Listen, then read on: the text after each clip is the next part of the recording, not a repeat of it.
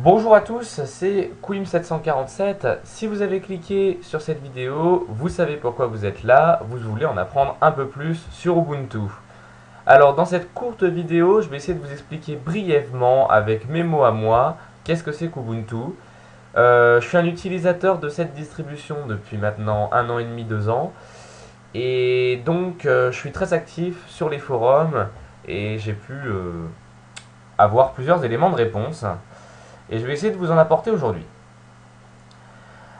Alors, en introduction générale, déjà Ubuntu, il faut savoir déjà que c'est un système d'exploitation qui est basé sur Debian.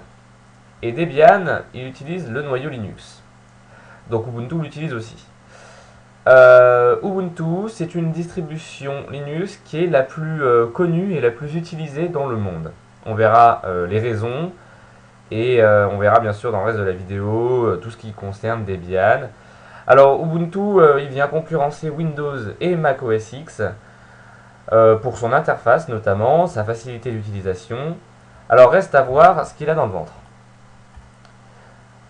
Donc au cours de ce sommaire, on va voir déjà, on va expliquer déjà 2-3 notions sur la distribution Linux. Ensuite, on va parler un petit peu de l'historique de Ubuntu. Puis la mission de cette distribution, parce que chaque distribution, par le biais d'une philosophie différente, ont une mission différente. Et les moyens employés pour le projet, pour la réalisation du projet. Est-ce que c'est une distribution qui est accessible à tous, c'est-à-dire au niveau gratuité, disponibilité, forum d'aide et facilité d'utilisation, l'intérêt par rapport à OS X ou Windows et les missions futures du projet.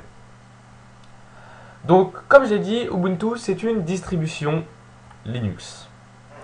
Alors, vous allez me dire, qu'est-ce qu'une distribution Linux?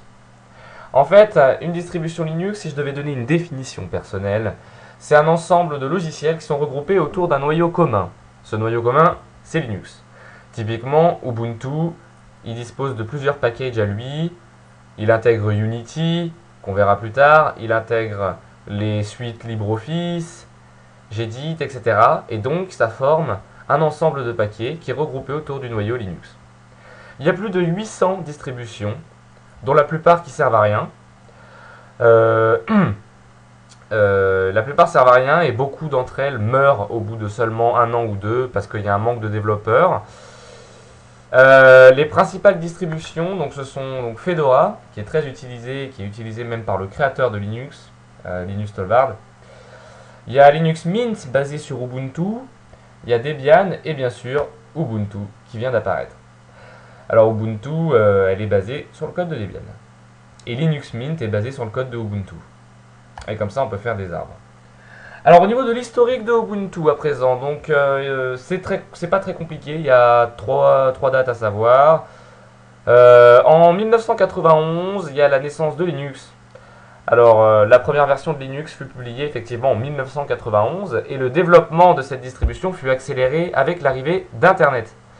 En 1993, il y a le début du projet Debian. En 1996, il y a la première version de Debian qui sort. Donc Debian qui est un des grands axes du développement de l'émancipation de Linux. Et donc Debian a le noyau Linux. En 2004, il y a la naissance de Ubuntu qui est basée sur Debian.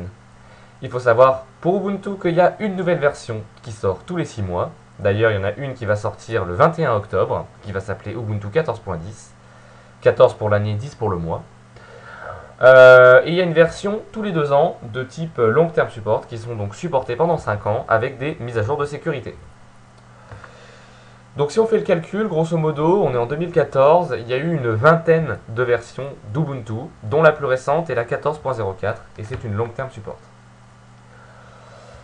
Alors, donc Mark Shuttleworth, c'est un nom important puisqu'il a créé Canonical en 2004. Canonical, c'est une société qui dispose d'environ 700 employés et qui a lancé à l'époque et qui sponsorise toujours Ubuntu.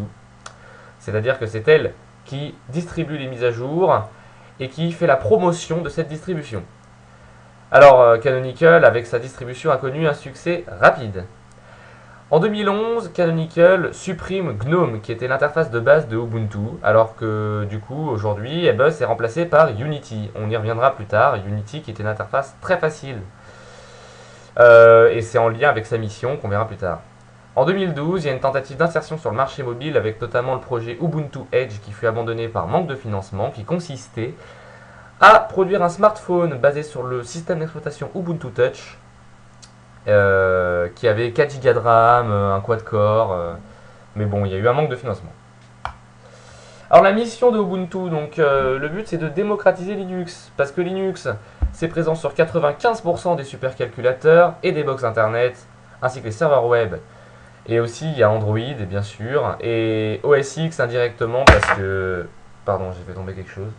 OS X indirectement, parce que c'est Unix, et Unix c'est un petit peu différent, parce que ça existait avant Linux, et c'est Linux qui a été créé pour en gros faire une alternative à Unix gratuite, qui faisait les mêmes choses qu'Unix.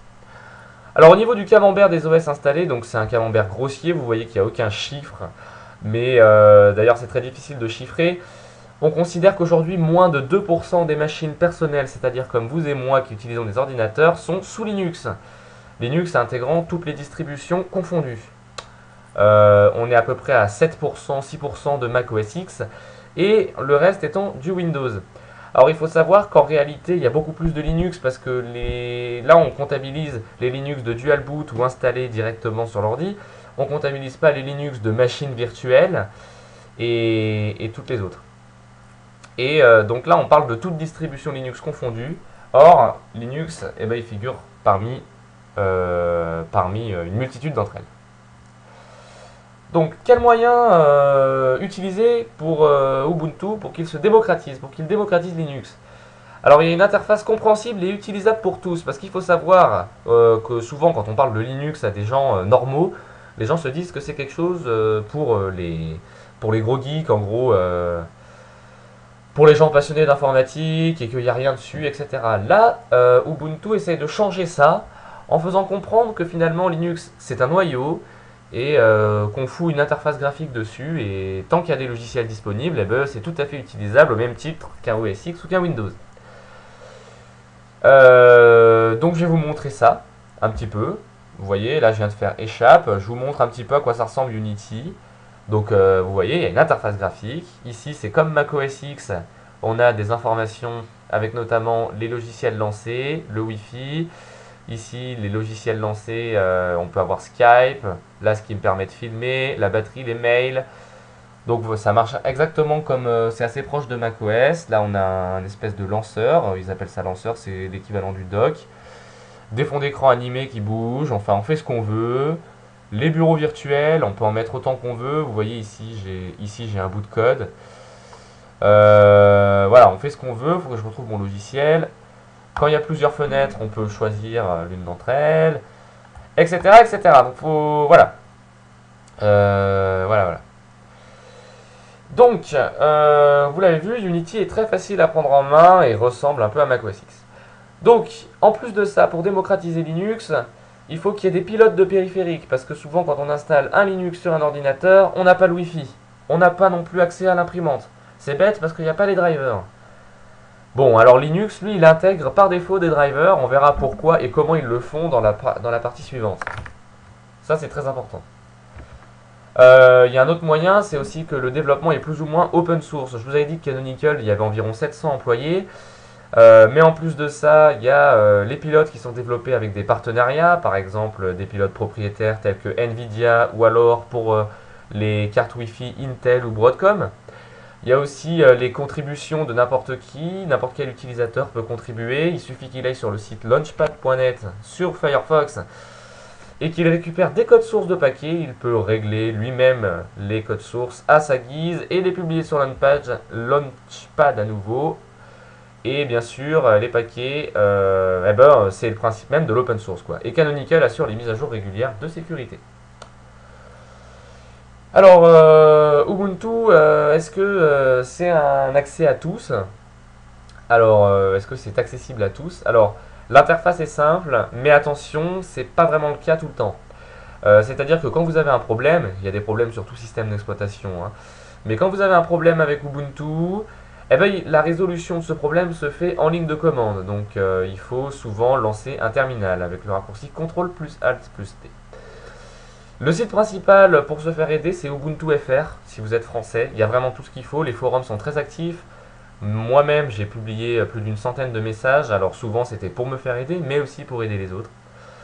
Il y a vraiment une communauté géniale et une documentation complète pour chaque logiciel plus ou moins connu. C'est une sorte de Wikipédia de Ubuntu en gros. Vous avez tout dessus, vous tapez le nom d'un logiciel et vous avez comment l'installer, comment l'utiliser. Si vous suivez bien ces consignes, vous n'aurez pas de problème. Mais sinon, si vous installez des logiciels par une technique un peu différente que celle qu'attend Linux, pas autre que Synaptic, autre que la méthode aptitude, ça risquerait de poser problème et de casser des paquets et de péter des dépendances. Et là, ça vous poserait d'autres gros problèmes.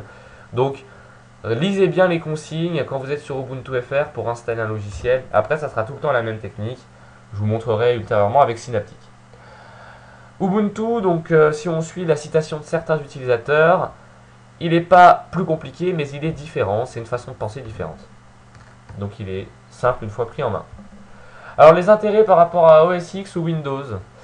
Bon, donc les avantages, c'est la rapidité. Donc aujourd'hui, beaucoup de gens achètent des ordinateurs avec des SSD. Donc Windows et OS X bootent très vite, il n'y a aucun problème.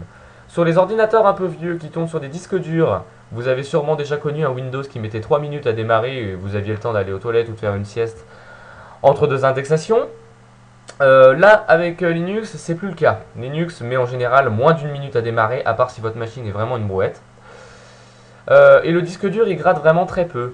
C'est-à-dire que les indexations sont très rapides. Le disque dur est vraiment...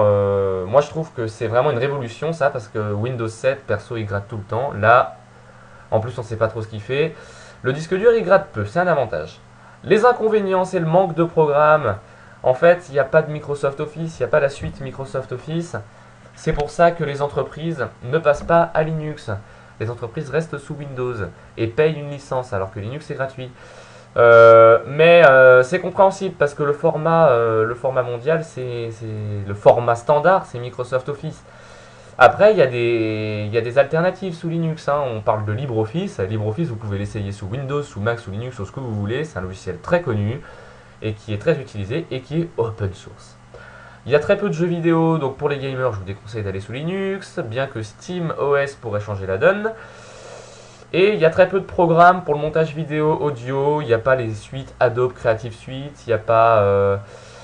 voilà, il manque des choses, mais il y a des alternatives open source qui sont en cours de développement et qui finiront bien un jour par attirer des gens pour leur gratuité, leur liberté et le fait qu'il y ait l'open source et que du coup ça se développe rapidement, qu'il y ait des idées qui soient mélangées. La mission future du projet, donc c'est bien sûr continuer à s'émanciper pour cette décennie, pouvoir être utilisé par plus de monde.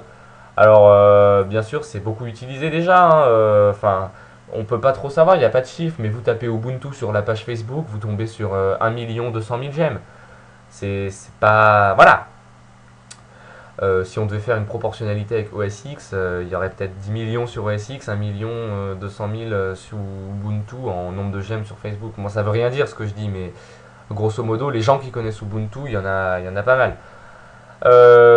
Et puis faire une interface commune entre smartphone et desktop, ça c'est la mission selon certaines sources que je pourrais mettre dans la description des prochaines décennies, avec notamment l'arrivée de Unity version 8, alors qu'aujourd'hui on est en Unity version 7.3.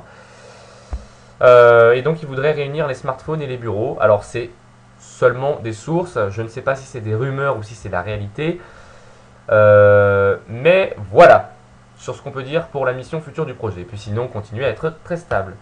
En conclusion, les points de chaque partie. Donc Ubuntu est une distribution de Linux basée sous Debian, très facile à retenir. Elle a été fondée en 2004, elle a 10 ans. Sa mission, c'est de démocratiser Linux, faire comprendre aux gens que Linux est utilisable. Les moyens employés, c'est l'open source, le libre, les partenariats avec les sociétés privées au niveau des drivers pour que les gens ne soient pas dépaysés. Unity, qui est orienté pour débutants et à la fois expérimentés, avec les bureaux virtuels, etc., qui est mélange un petit peu le Windows et le Mac OS X au niveau interface. La rapidité, c'est le principal avantage de Linux, de Ubuntu et même toute distribution Linux. Alors à savoir, Ubuntu est assez lourd, hein. C'est pas la distribution Linux la plus rapide, mais c'est la distribution Linux la plus complète. Il y a un moment, il faut savoir. Et la mission future, c'est l'émancipation.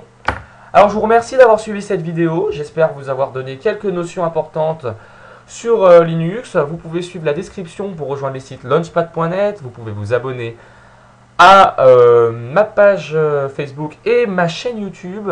Je continuerai à faire des épisodes de ce type-là. Il se passe pas mal de choses sur ma page Facebook. Vous pouvez me demander des informations. C'est-à-dire que moi je suis un peu un maniaque sur Linux et du coup je tourne beaucoup en boucle là-dessus et je pose beaucoup de questions sur les forums. Ce qui m'amène à connaître beaucoup de choses. Je peux même vous mettre le lien d'un forum que j'ai créé qui s'appelle Ubuntu est-il open source ou non? Et il y a 75 réponses. Vous pouvez lire pendant toute une soirée et comprendre comment l'architecture de Ubuntu est faite.